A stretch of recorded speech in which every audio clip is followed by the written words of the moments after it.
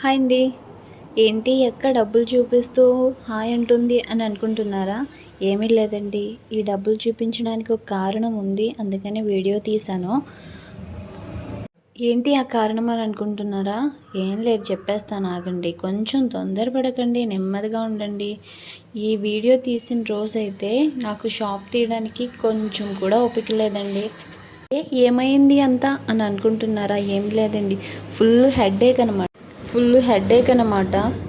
అసలు లేవలేకపోయాను. తీసే ఉద్దేశము, ఓపిక రెండు నాలో లేవండి. మా హస్బెండ్ కూడా అన్నారు, ఇవాళకి మానేసే నువ్వు అనేసి రెస్ట్ తీసుకో అనేసి అన్నారు.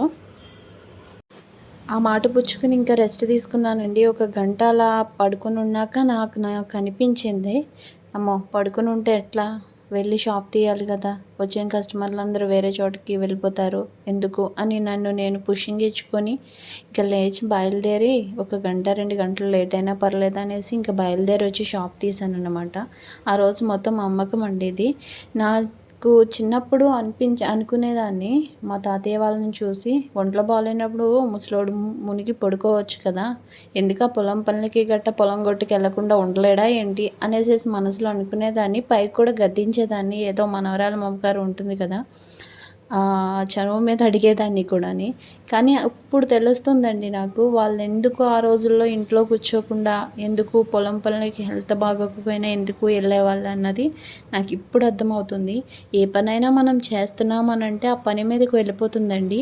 ఒకానొక వయసు వచ్చేసరికి ఏంటంటే కొన్ని బాధ్యతలు, బంధాలు, ఇవి ఇంకా పని చేయాలి, హెల్త్ బాగున్నా బాగోకపోయినా తప్పదు నీకని చెయ్యాలి అనేసి మనసు గుంజేస్తూ ఉంటుంది. అందు గురించి ఇంకా నాకు నేను పుషింగ్ ఇచ్చుకుని ఇంకా షాప్ తీశాను. ఆ రోజు కౌంటర్ అయితే ఎంత అనమాట, చూసారు కదా, లెక్క పెడుతున్నాను ఎంత కౌంటర్ వచ్చింది ఏంటి, ఎంత అమౌంట్ టోటల్ అనేది కనుక మీకు తెలిస్తే కనుక గెస్ట్ చేసైనా సరే కామెంట్ చేసేయండి. ఆ రోజైతే నేను హ్యాపీ, నా హెల్త్ని కూడా పక్కన పెట్టి వచ్చి షాప్ తీసినందుకైతే కొంచెం సంతోషించేంత అమౌంట్ అయితే వచ్చింది.